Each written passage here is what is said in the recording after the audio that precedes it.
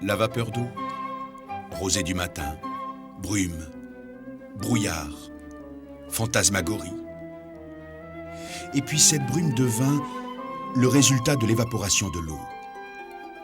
Au rêve du poète, le physicien venait d'ajouter la température du moment et Savary pouvait inventer la pompe à vapeur. Cette manière de voir révéla l'énergie contenue dans la goutte de rosée. La poésie de la vapeur d'eau se fit voyage. Il avait fallu des siècles pour que le potentiel énergétique de la vapeur d'eau parvienne à soulever le couvercle de la boîte crânienne de l'Homo erectus sapiens sapiens. Il restait encore à cette manière de penser, roulant à toute vapeur, à faire déborder le vase de l'incrédulité pour transformer la carriole en locomotive. Ainsi, le chercheur se doit-il de voir autrement les choses de ce monde. Il doit secouer les brumes de l'impensable. Théoricien de la recherche des pourquoi, praticien de tous les jours, Raymond Sohier, membre fondateur de la Société belge de kinésithérapie et professeur de l'enseignement supérieur. Directeur technique et chef du service de rééducation fonctionnelle du CHU Tivoli, à la Louvière en Belgique, Raymond Sohier a écrit 8 livres sur la kinésithérapie analytique, ouvrages devenus aujourd'hui des classiques. De 1945 à 1995, 50 ans de voyage, Raymond Sohier, titulaire de 3 prix scientifiques, a étudié la biomécanique humaine en référence à une autre manière de penser. Nous tentons de rejoindre la biologie, à savoir définir la qualité du besogneux cellulaire des structures articulaires en référence à la stimulation mécanogène. Ce film va tenter de cerner la pensée de ce baroudeur des données, de cet amoureux des intercorrélations multiples, afin de vous offrir ce qu'il appelle l'art de faire jaillir de l'esprit ce qui ne venait pas à l'idée. Le concept Sohier, c'est quoi? En fait, le concept Sohier, c'est une analyse en référence à une notion fondamentale qui vaut pour le médecin, le chirurgien ou le kinésithérapeute, c'est-à-dire que l'on n'est pas fondamentalement un thérapeute si on n'a pas la potentialité d'influencer favorablement les équilibres biologiques des structures auxquelles on s'adresse. Pour le kinésithérapeute, en l'occurrence le cartilage, l'os, les capsules articulaires, c'est-à-dire que ce sera par la qualité des forces qui passent par là, par la qualité de la stimulation biomécanique que l'on va pouvoir agir. Ceci nous a d'ailleurs amené à devoir totalement modifier la définition de ce qu'est la biomécanique. On disait la biomécanique, c'est l'application des lois de la physique et de la mécanique à la machine humaine. En fait, les lois de la machine humaine donnent des réponses quantitatives et non pas qualitatives. Donc la définition de la biomécanique doit devenir, c'est l'étude des jugements que nos différents tissus portent au rythme de force, aux intensités de force, à la vie, à la dynamique de force, des forces qui passent par là. Cela nous amène à poser la question où se rencontrent toutes ces forces. Ces forces, en fait, elles se rencontrent au niveau de l'interligne articulaire. C'est la raison pour laquelle toute notre thérapie commence toujours par la réharmonisation des interlignes articulaires.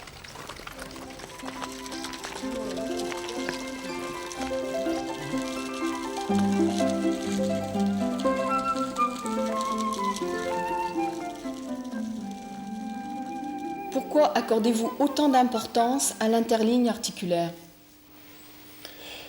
Pour comprendre l'importance que nous accordons, notamment lors des thérapies en interligne articulaire, il faut partir de ce qui se passe au niveau des matériaux inertes lorsque les forces y transitent. Les ingénieurs vous diront que les forces passent par les matériaux, se rencontrent, s'opposent et s'annulent, et vous donnent ce que l'on appelle dans Résistance des matériaux les fibres neutres, les zones des fibres neutres. Pour comprendre cela de manière plus matérielle, plus simple, au point de vue pédagogique, on pourrait dessiner une poutre portante, une sollicitation des charges, et comprendre alors que le haut de la poutre s'écrase, tandis que la partie basse se dégage. Donc ici, nous aurions des forces qui s'écrasent, alors que là, nous aurions des forces qui se dégagent. Et ici, ces forces diminuent, là, diminuent, et deviennent ici le niveau zéro, où l'on voit sur les belles poutres en chêne les fentes. Ça, c'est pour les matériaux inertes. Nous retrouvons ces rythmes au niveau des matériaux vivants, au niveau de la machine humaine, et les niveaux de zones de fibres neutres, nous les appelons les équilibres biologiques, les niveaux zéro biologiques. Cela correspond en fait soit à des zones où les forces s'annulent, comme au niveau par exemple des diaphyses des os longs, ou ce sont tout bonnement nos interlignes articulaires. Les interlignes articulaires, c'est l'endroit zéro où les forces s'annulent quand tout va bien. Si nous prenons par exemple comme première situation un fémur, avec son col fémoral et sa tête fémorale, voilà, eh bien on s'aperçoit que quand les charges ici au niveau de la diaphyse l'écrasent, les puissances, les contraintes d'écrasement, et que d'autres forces ici tirent pour équilibrer, il se crée là une zone de fibres neutres. Là, c'est toutes les forces qui tirent. Là, ce sont les forces qui écrasent. Et ceci, c'est le niveau zéro biologique. Comme ce niveau zéro, par les forces de la dynamique balade, vous aurez donc la largeur du canal médulaire. Cela, on va le retrouver d'une manière encore beaucoup plus typique au niveau des genoux. Vous voyez, par exemple, un genou, c'est un endroit qui pourrait être imaginé comme étant un torchon mouillé que je tords par le bas, que je tords par le haut. Les forces de torsion se rencontrent en opposition, s'annulent. Là, c'est le genou, c'est le niveau zéro où l'eau va sortir de ce torchon mouillé. Quand les forces du haut et du bas sont en harmonie parfaite, l'interligne vit en harmonie, le niveau zéro biologique est en harmonie.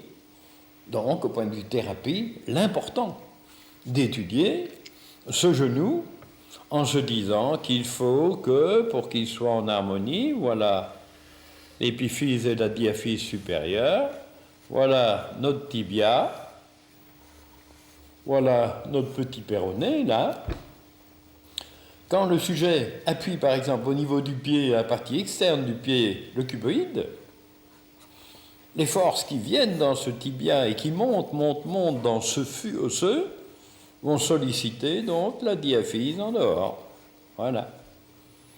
Au même moment, la hanche, lors de son rythme oscillant, va par exemple, au moment d'appui, partir en rotation interne. Là, vous avez donc une force qui part dans un sens et le genou devient la zone des fibres neutres de l'ingénieur et le niveau zéro biologique du biologiste, niveau zéro de la biomécanique. Très important, puisque si une pathologie du pied perturbe le rythme ascendant, ou si une pathologie de la hanche perturbe le rythme descendant, vous allez vous retrouver avec des forces qui se rencontrent soit plus au niveau de l'interligne anatomique, mais plus haut, plus bas. Pour mes étudiants, je compare cela, par exemple, on pourrait vous faire un troisième petit dessin, une toupie. C'est une toupie qui est sollicitée par un rythme de rotation, par exemple, dans ce sens-là. Elle est en bout de pointe avec une autre toupie. Si cette toupie part par là, il y aura là une sollicitation de niveau zéro. Et si nous avons là, par exemple, un ligament qui associe les deux interlignes, ce ligament va se tendre et vous donner un rythme rigidifiant. Ça, ce serait le symbole d'un genou. Si par exemple, ce qui arrive quand nous descendons, par exemple un escalier en rotation externe, si la force part par là, et en étant interne au pied par là, le ligament se détend. Et nous marchons d'une manière plus dégingandée, en rythme dérigidifiant. La pathologie serait que par exemple la force passe par là, et que l'autre force passe dans le même sens. Là, il y aurait une anarchie fonctionnelle du système. Nous allons trouver ceci d'une manière beaucoup plus importante, d'ailleurs, au niveau de la colonne vertébrale. Au niveau de l'étage vertébral, le rythme du niveau 0, c'est toute la vie des structures du rachis. C'est ce que je vais vous expliquer maintenant. Nous avons affirmé, lors de nos travaux, que l'étage vertébral était l'unité biologique, mécanogène, donc qui fait vivre tous les tissus disco-somatiques par les rythmes biomécaniques qui banalement y surviennent. Nous allons vous démontrer cela par rapport aux zones des fibres neutres dont nous avons parlé. Alors, je vous dessine très rapidement un petit étage vertébral, c'est-à-dire une vertèbre et la vertèbre sous-jacente et le disque, les corps vertébraux, le système facétaire, l'épineuse, voire même l'apophyse transverse, le disque avec sa masse nucléaire, celle qui vous donne la belle hernie discale. Quand ça fonctionne, des forces d'extension musculaires ou gravitationnelles ou d'inertie surviennent, déterminent une prise d'appui au niveau des deux articulations vertébrales et font fonctionner le système en pince ouvrante pour décomprimer les contraintes d'écrasement. Ces forces vont déterminer des flux de force qui se mettent en tension et viennent décomprimer, solliciter la face somatique des plateaux cartilagineux, par le haut et par le bas.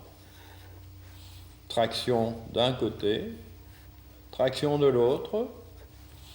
Donc pendant cette phase, les plateaux cartilagineux sont sollicités fortement sur leur face somatique, alors que le disque, lui, décomprimé par la pince ouvrante, a donc son système lamellaire qui ne tend plus.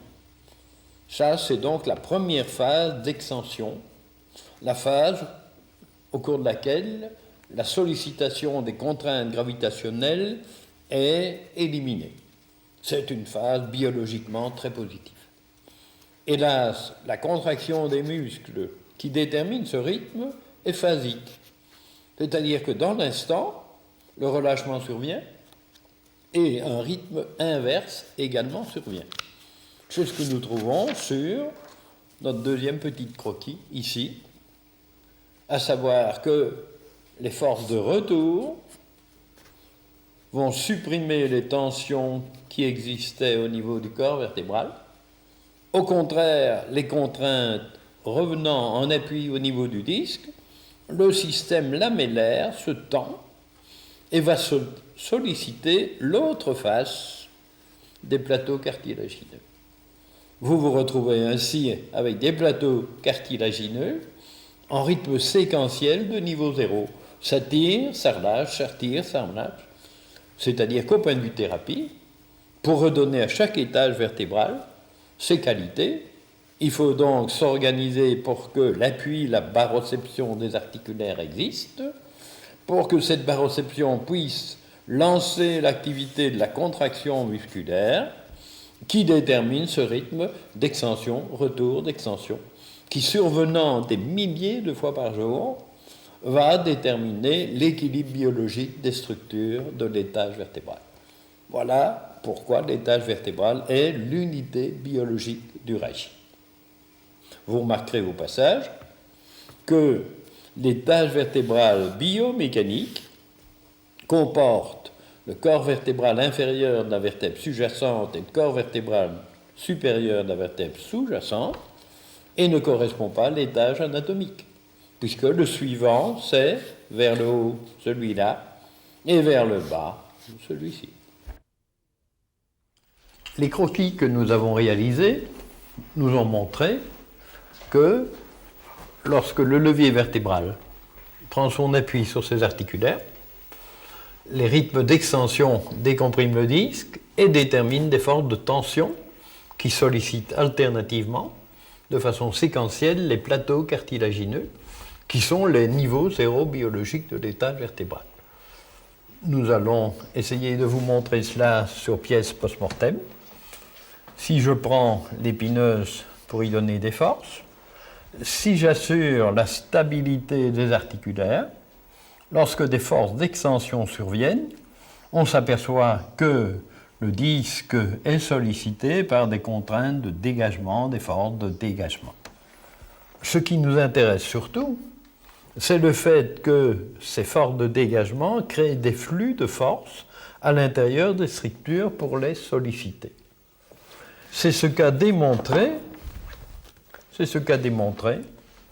les images des photos prises en transluminescence, où on voit nettement que le structural, qui est toujours la synthèse des sollicitations des forces, crée la mâchoire supérieure, la mâchoire inférieure de la pince ouvrante, puisque le structural est toujours la synthèse des forces qui passent par là. Dans les cas de pathologie, actuellement, le génie de l'image parvient à montrer par l'IRM que lorsque le disque est sombre, ça signifie qu'il y a une insuffisance de densité des protons d'hydrogène, donc il y a dégénérescence. Lorsque soignant cette patiente, pendant 10 mois, nous redonnons des rythmes d'étage vertébral améliorés, biologiques, biomécanogènes, on s'aperçoit que le disque redevient clair, ce qui signifie que les densités des protons d'hydrogène sont modifiées, améliorées.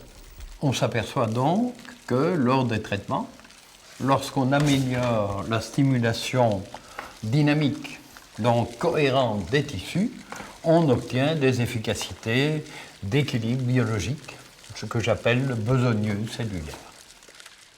L'essentiel pour le chercheur, c'était donc de pouvoir définir quand une force est biomécanogène, de stimulation équilibrée de la physiologie des tissus, ou au contraire est pathomécanogène. Paradoxe, il n'y a pas de rapport entre le rendement fonctionnel d'une articulation et la qualité des forces qui passent par là.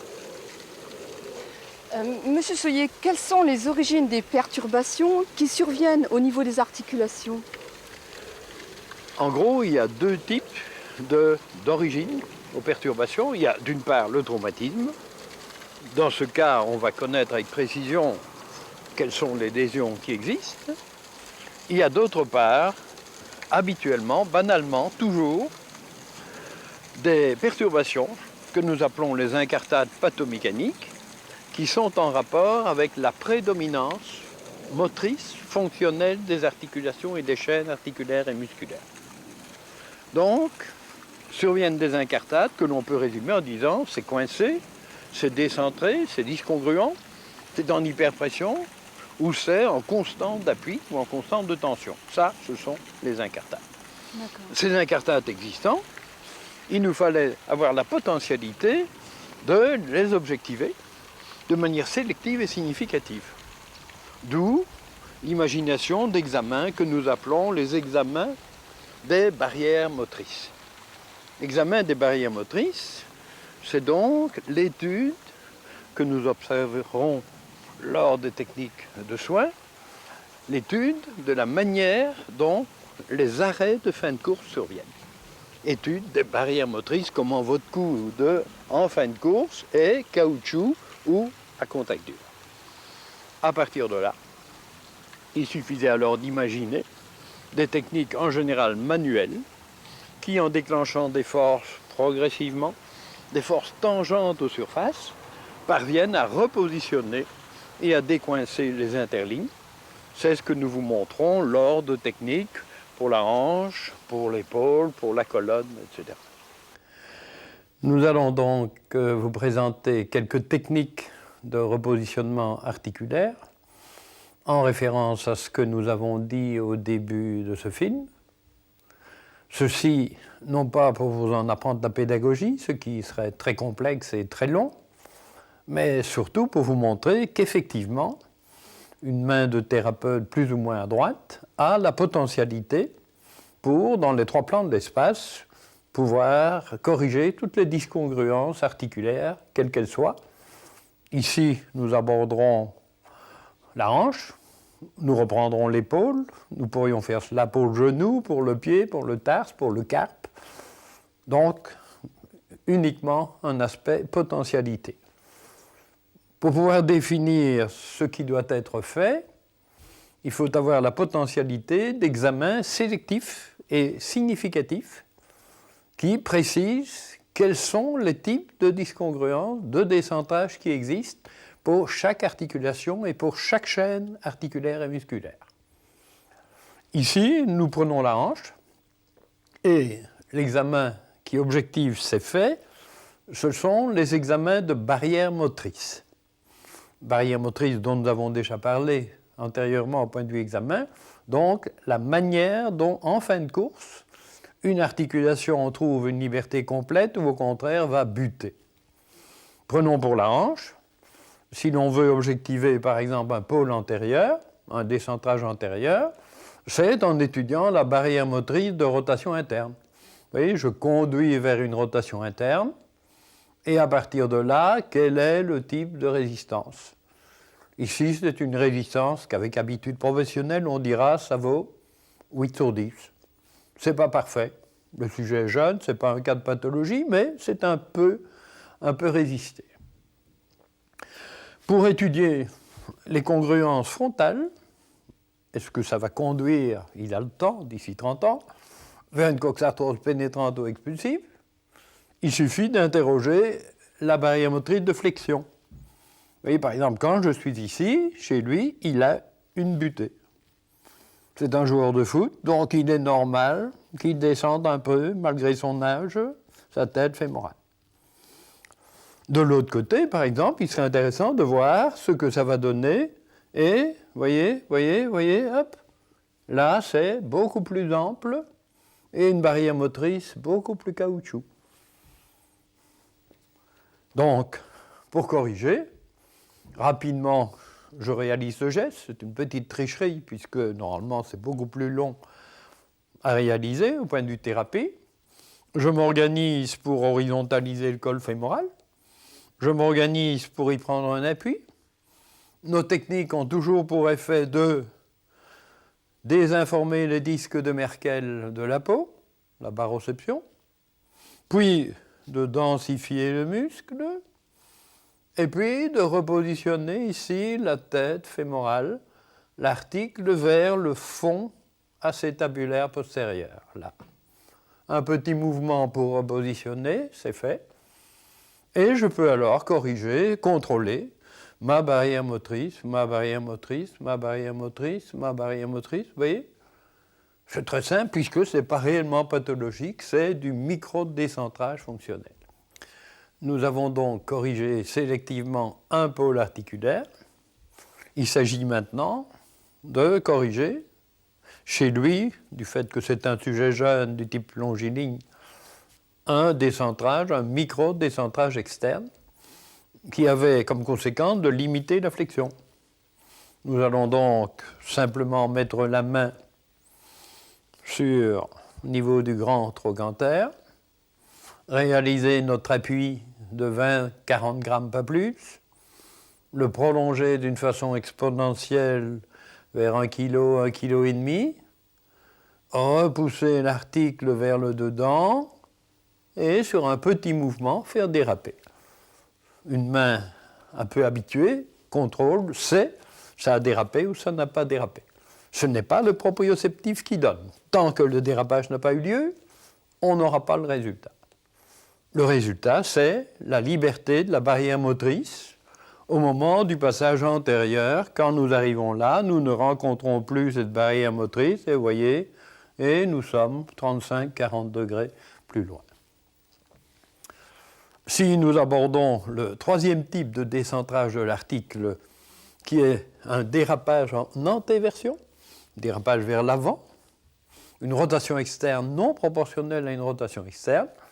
Cela s'objective par une adduction limitée en flexion. Vous voyez, cette petite butée que le thérapeute doit apprendre à sentir.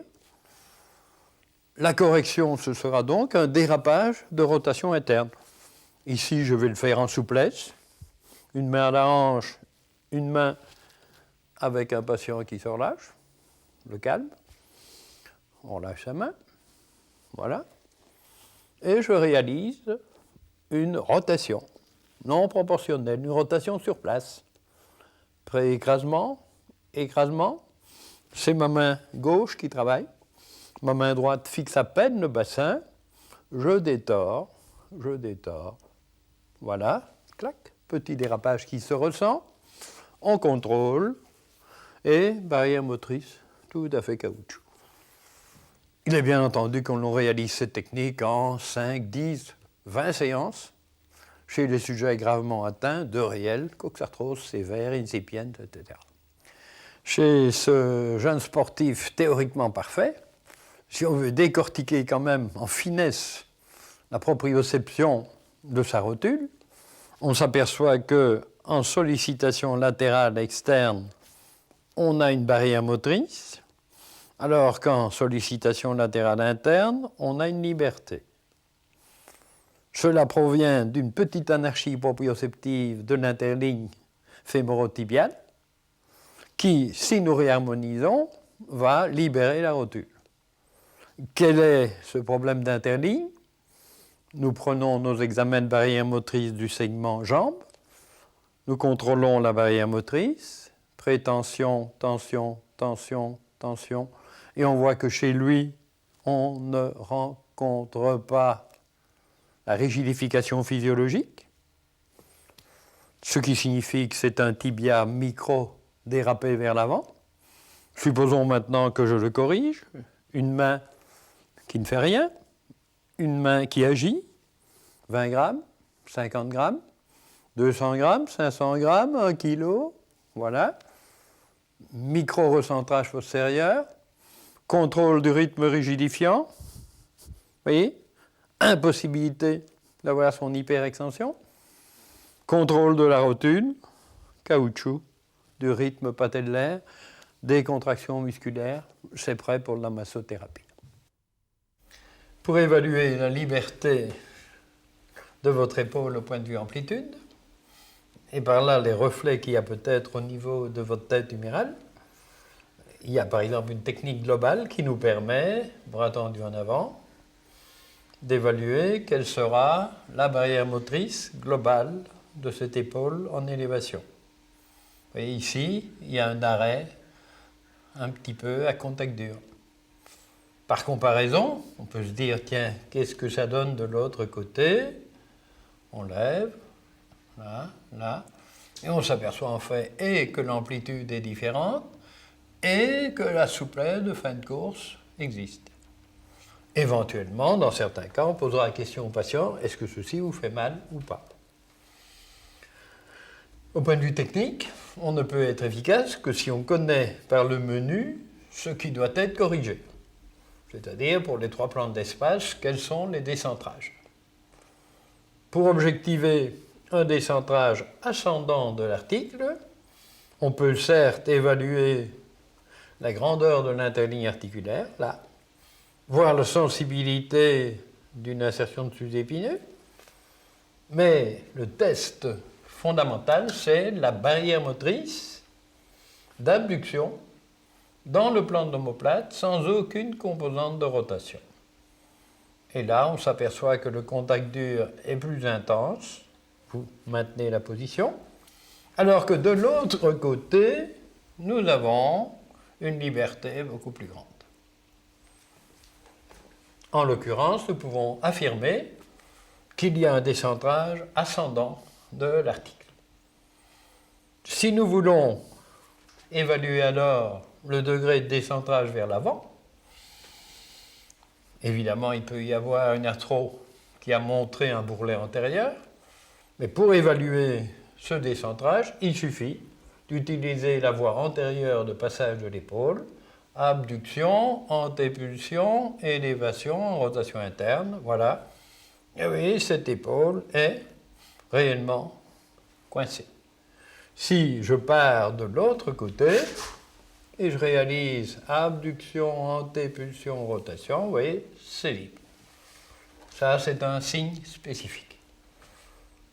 Dans les cas de rétroversion, de dérapage en rétroversion de la tête humérale, dans ces cas, il y a donc enroulement de rotation interne de la tête, il y a mise en tension du petit rond, et l'objectivation se fait par une abduction qui comporte 30 degrés de plus de rétropulsion que le plan de l'omoplate.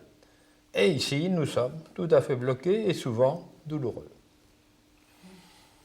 Il nous reste maintenant, en référence à ceci, progressivement, après avoir éventuellement évalué les densités musculaires, contractures, corriger cette tête humérale vers le bas, vers l'arrière, et corriger la rétroversion. Pour corriger les discongruences, nous allons donc en passif prendre votre bras, prendre un appui soit avec la base des métas, soit avec l'éminence hypothénaire, déclencher une force vers le bas qui fait 20 grammes, 50 grammes, 200 grammes, 3, 4, 500 grammes. Et quand le dérapage est survenu, on repose et on va contrôler l'efficacité de la concentricité vers le bas. On reprend l'examen de base, la barrière motrice, vous voyez déjà, oui. Ce n'est pas parfait parce qu'il reste une discongruence antérieure. Si je dois corriger vers l'arrière, je viendrai prendre un appui antérieur. J'attendrai patiemment que la patiente se détende sans lui dire détendez-vous. Je lui dirai parfois de regarder de l'autre côté pour ne pas utiliser sa chaîne de ce côté-ci, musculaire. Je repousse alors pré-écrasement, écrasement vers le bas et l'arrière, ou rien que vers l'arrière. La tête humérale glisse et je contrôle sa voie antérieure de passage. Vous voyez, déjà, c'est fait. Il me restera alors à prendre appui sélectivement sur le petit rond, cette petite boule que l'on sent là, et à partir de cet appui, avec la base du cinquième, de déclencher une force de rotation externe au moment où l'avant-bras part en rotation interne, comme ceci, voilà. Ça tic, clac, et je recontrôle ma barrière motrice, vous voyez, c'est libre, et c'est tout à fait libre. Bras tendu en avant, on lève le bras, voilà, et on a obtenu ce que l'on souhaitait. On n'aura plus qu'à masser, détendre, tonifier, etc. Pour corriger les incartades pathomécaniques de l'articulation vertébrale, nous savons déjà que l'étage vertébral est l'unité biologique mécanogène de la colonne vertébrale, c'est-à-dire que ces rythmes dynamiques, en double appui postérieur, en appui sur l'articulation vertébrale, unis au bipodaux, déclenchent des flux de force qui transitent au travers des corps vertébraux et des disques et qui assurent la stimulation mécanogène, dynamique mécanogène. Pour cela, il faut que les articulaires postérieurs assurent au tripode disco-vertébral une très grande qualité d'appui mécanique, baroceptif, voire musculaire. Repositionner un système facétaire quand des pathologies de coincement ou de dérapage en convergence surviennent, est donc fondamental. C'est ce que nous proposons d'une manière très globale ici de réaliser, du moins en post-mortem, ce qui était peut-être un peu tard, une rotation venant du haut de manière à accentuer la coaptation facétaire du côté sain, côté table, Cette rotation va déterminer la décoaptation de l'articulation vertébrale en incartade. Décoaptation autorisée par le fait que nous sommes maintenant en lordose, donc la lombaire doit être en lordose. Il n'y a plus alors au doigt qu'à se positionner sur la vertèbre sous-jacente et à déterminer une force tangentielle à la facette qui va déshabiter et décoincer le contenu facétaire, alors que l'articulation vertébrale contralatérale, coincée, stabilisée par la baroception et par l'activité musculaire, reste stable. Ainsi corrige-t-on les incartades pathomécaniques de l'étage vertébral dans les cas de lombarthrose, arthrose postérieure, discarthrose, hernie discale, etc. Pratiquement, la technique se réalise de cette façon si le patient est donc en décubitus latéral sur son côté sain, le membre inférieur stabilisé par un gros polochon. Le thérapeute prend le bras côté sain au niveau du coude et s'organise par une prétension de 300 grammes, tension, sollicitation, à réaliser une torsion en lordose de la lombaire. Prétension, tension, voilà, le positionnement est assuré. Il ne reste donc plus qu'à positionner le doigt au niveau de la vertèbre sous-jacente de l'articulation vertébrale à dégager. À ce niveau, l'état de décoaptation facétaire détermine une inhibition musculaire parfaite, alors qu'au contraire, de l'autre côté, la baroception d'appui va déterminer un blocage musculaire proprioceptif qui se ressent en bout de doigt. Donc, lorsque je vais positionner le doigt au niveau de l'étage vertébral lésé, vertèbre sous-jacente, dès que je vais solliciter en oblique arrière par le bassin, la force vient du bas, prétention, tension, je vais pouvoir dégager, décoincer et réaxer l'articulation vertébrale. Cette technique peut être utilisée chez des gens en état de totale ostéoporose, chez des gens de 80 ans, puisque les sollicitations sont minimes, sélectives, sur un état proprioceptif inhibé, sur une tension capsulaire zéro et sur un muscle totalement inhibé. En fait, pour pouvoir comprendre la dynamique du vivant, des forces qui sollicitent l'étage vertébral, il faut partir d'aspects globaux qui viennent du bassin. Si on observe banalement le comportement des gens, on constate qu'ils n'ont jamais le même degré de symétrie de rotation des hanches. De ce fait, quand ma hanche droite a une certaine composante de rotation externe, vous voyez, elle avance la tête fémorale, et au contraire, le côté gauche recule. C'est-à-dire l'axe fondamental de référence, l'axe qui va des deux hanches, l'axe transcoxo-fémoral, se retrouve un axe oblique qui va déterminer toute la dynamique oscillante du corps. Quand ma ligne de gravité va vers la gauche, côté cœur, je suis en déséquilibre antérieur et je suis pendu par l'arrière. Quand ma ligne de gravité va vers l'arrière, je suis suspendu par en avant à gauche et à partir de là, j'aurai une autre morphologie et d'autres problèmes. Quand nous passons alors en dynamique, nous nous retrouvons, par exemple au niveau de l'escalier, le sujet qui a une ligne de gravité antérieure, lui, aura une jambe gauche, vous voyez, avec moins de rotation externe que ma hanche droite, et les gens au contraire qui ont une ligne de gravité postérieure, eux, tournent carrément les deux hanches en dehors, de manière à avancer leur axe, et à toujours être suspendu par en avant. Vous voyez, voilà, ils arrivent ainsi. Les uns marchent sans contracter leurs fessiers, et l'autre uniquement en contractant leurs fessiers. Ce qui vous donne des morphologies d'ailleurs tout à fait différentes. Ainsi, Françoise, de l'abstrait d'un concept analytique au concret des choix thérapeutiques, le voyage est parfois vraiment très difficile. Il s'agit de faire vivre un logiciel qui gère les activités biologiques des structures articulaires et périarticulaires.